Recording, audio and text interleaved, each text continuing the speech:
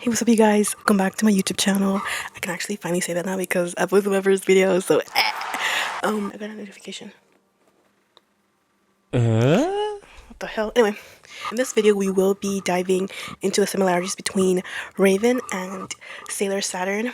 Again, this is what I've noticed and also my personal opinion, so like, everything's up for debate, honestly. So if you notice anything here that you don't like, feel free to comment. And we will be looking at the origins, narratives, themes, arcs, as well as powers. But just a disclaimer, I am not going to be saying who's stronger than who. I am not going to be like, Raven walks out.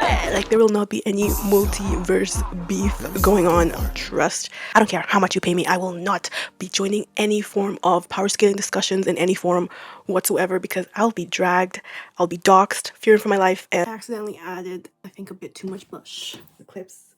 Are my clips giving? Are they giving? It better not fucking be the second one, I swear to God. Okay, so I already did my base. This primer right here. There. Hopefully you guys can pick up things I'm saying. Also, I don't know what makeup look we're going for. We're just gonna go with the flow. It's so shiny. Let us first address the elephant in the room, and that being both of these characters are predominantly purple. While purple is known for being associated with like royalty. What the hell? Why did I make my nose really dark? Luxury, nobility.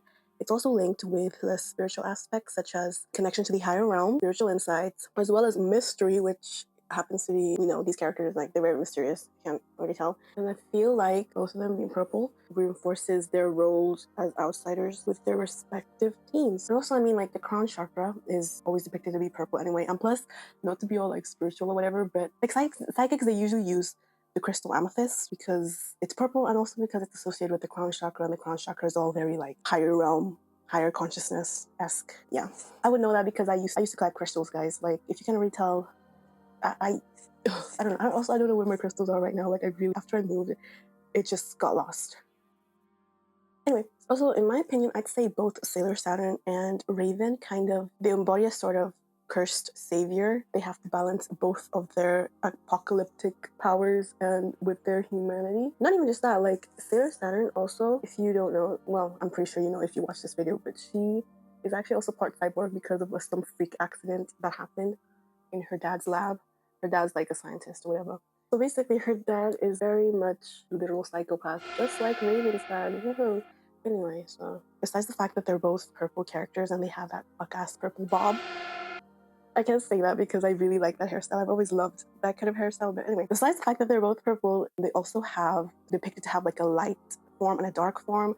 And Raven, obviously, I mentioned in the previous video, she has like her demon form when she was possessed by Dr. Hate in Prime Earth, I think it was. If I'm wrong, guys, don't kill me, please. She's also been depicted White Raven, which is her most purest form ever. And Sailor Saturn, when she has her dark form, is Mistress Nine, which is the corrupt alien entity that takes over her body. And she's the agent of Pharaoh 90, which is the evil spirit, and her life form being her eternal Sailor Saturn. I'm like sweating right now, my window's open.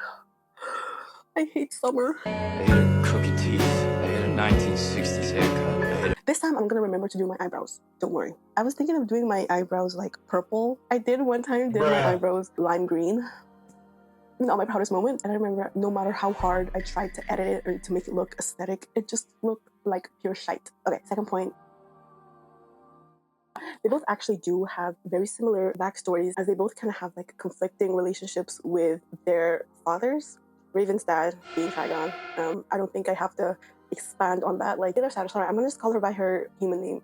Tomoe? Yeah. And Tomoe's father, he is possessed by the leader of Deathbusters with their goal to kind of bring back Pharaoh 90, the evil spirit power source of the daemon creatures, which is, those are the creepy looking things. Like, I think, like, they're the creepy looking creatures. Like, if you guys watch Sailor Moon, you guys know what I'm talking about. They literally look dead. I need to contour my forehead, make it look smaller. Anyway, both Tomoe and her father, though both of them have like very close relationships, especially after her mother's death in a freak accident in his lab. Same old story, he got corrupted just like Trigon. He's too smart for his own good, especially in the Infinity arc because, oh yeah, I forgot to mention, he's like a bioengineer, genetic bioengineer, astrophysicist. He's basically that. And it turned him freaking crazy because he was like, oh my god, I'm literally God. And he just kind of, I don't know, became Dr. Frankenstein, I guess. Also, I forgot to mention, he found his own academy. So yeah, in terms of backstories, I'd say Raven and Sailor Saturn have very much similar backstories, their freaking father being absolute lunatics. The only difference I would say between them in terms of their backstory is that only one of Raven's parents is a human, whilst both of her parents are humans. She got her powers basically because she's the reincarnation of Sailor Saturn, which is the Saturn guardian, so she was like reborn as a human basically. Let me contour my jawline, guys. Looks like just want to be me so badly. Anyway, so as I mentioned previously, they both have a sort of like apocalyptic nature in terms of their abilities. Like both of them are destined to cause destruction. Raven, obviously, I mentioned previously in my video, her father is a demonic entity. He wanted Raven to become a vessel of destruction to carry out his apocalyptic needs. So she can be a destructive force, particularly when she's manifesting her true sort of demonic form or serving as a portal for her fuck-ass dad. And she's quite literally the definition of fighting your demons. Put her ass in Fight Club now. I actually haven't seen Fight Club, so. And Sailor Saturn, she is the guardian of silence, which her fate is to like reset solar systems via her little, what do you call them things? Like glaze? Is that what it is? Glaive? No, it's not glaive, it was glaive. You know the thing that Undertaker characters would carry, like the one that looks like you, the farmers have? Yeah, those things.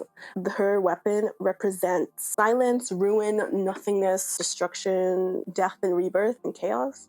This is why I literally always say this, like Raven, I don't always say this, but like Sailor Saturn is quite literally just Raven, but in a magical girl form. I mean, well, Raven is always a magical girl, but it's just like in a demonic sense, I guess. I don't know. But anyway, so I actually made a table. I actually made a table of showing like their parallels in terms of their origins. I'll put it here because I actually cannot explain it, hopefully. Basically, it's safe to say that they both suffered parental exploitation. Oh, by the way, I found this, and I think it's really good. I keep sweating on my mustache.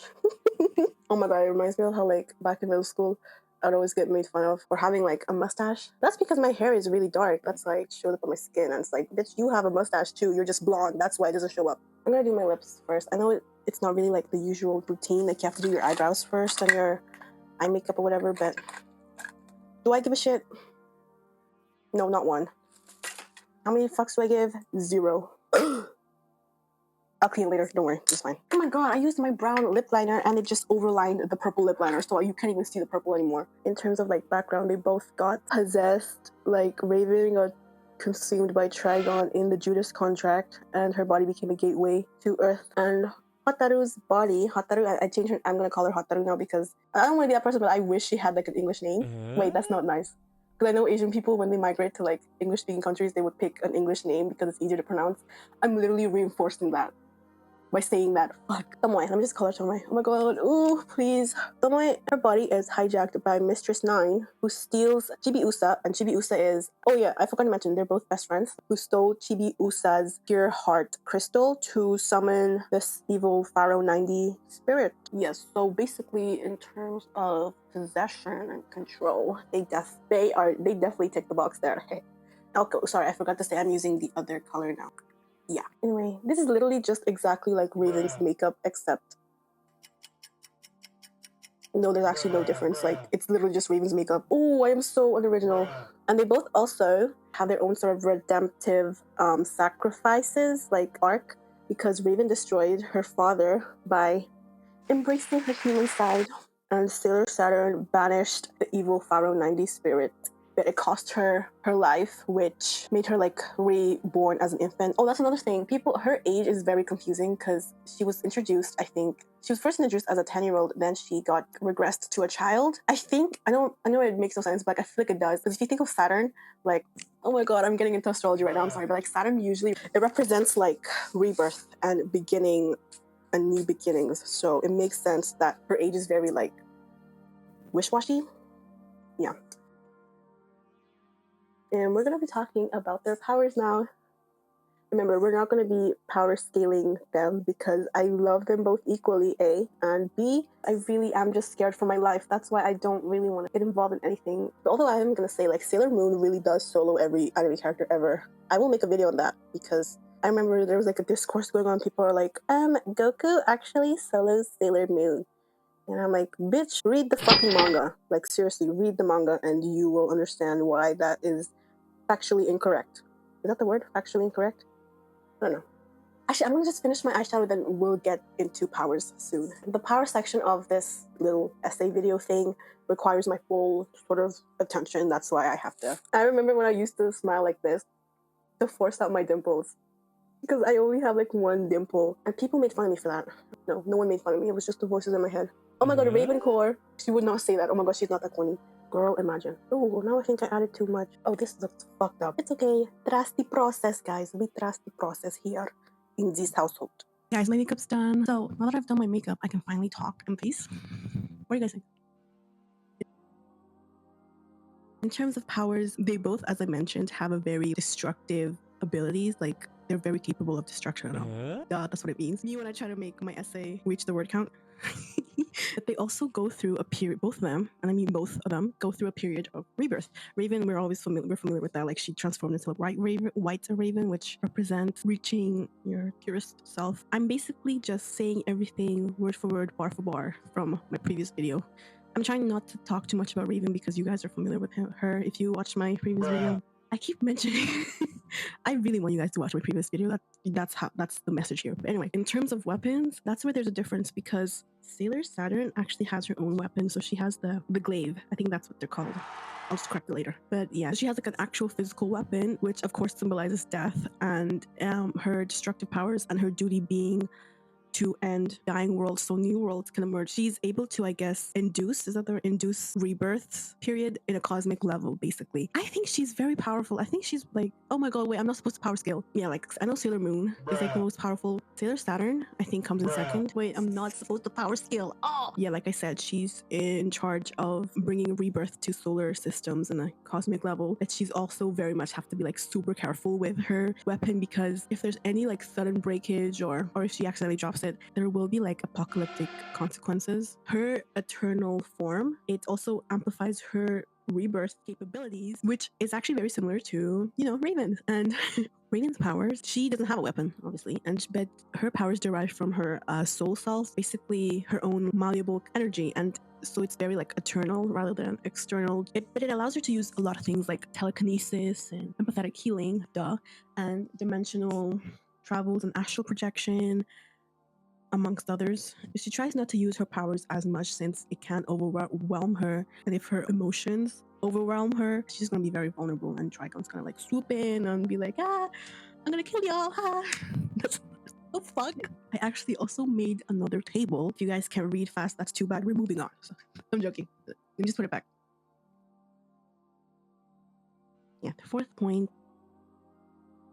Another aspect that I find that these characters sort of shared similarities in is the emotional isolation and feeling alienated whilst growing up. Because obviously, as I mentioned in the Raven video, she grew up in Nazareth and she was taught to sort of like suppress her emotions. And Tomoe, she also kind of alienated herself out of the frequent seizures that she would get when she was possessed by Mistress Nine. But obviously, like both of them, they did grow up out of those habits, and they sort of learned to trust their teammates and people around them. Like Tomoe, her first genuine connection was with Chibiusa, and later she also found her true genuine connection with her outer guardian family. And Raven grows up to trust her teammates and learn to balance her emotions after a very, very, very, very isolated childhood in Azarath. And she found comfort in her teammates just like Tomoe did. And Beast Boy is basically just the Chibiusa for Raven, basically, because his lightheartedness contrasts Raven's sort of seriousness, and Starfire shares Raven's sort of outsider status, which actually gave me a pretty good video idea. I'll have to plan that out later. But anyway, so yeah.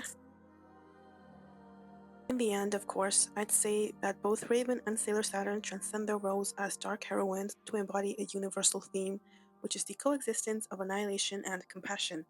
Their powers and their character narratives reject simplistic morality and heroism, and it shows us that destruction, death, and annihilation can be an act of love.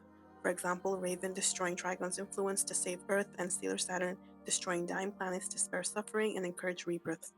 Both of these characters, I'd say, challenges their own tropes as well. For example, Raven being a demon child, she chose the road of compassion instead, which fights the stereotype of choosing a different path over destiny, and Sailor Saturn redefined magical girl tropes by using death and decay as a powerful weapon and a source of good.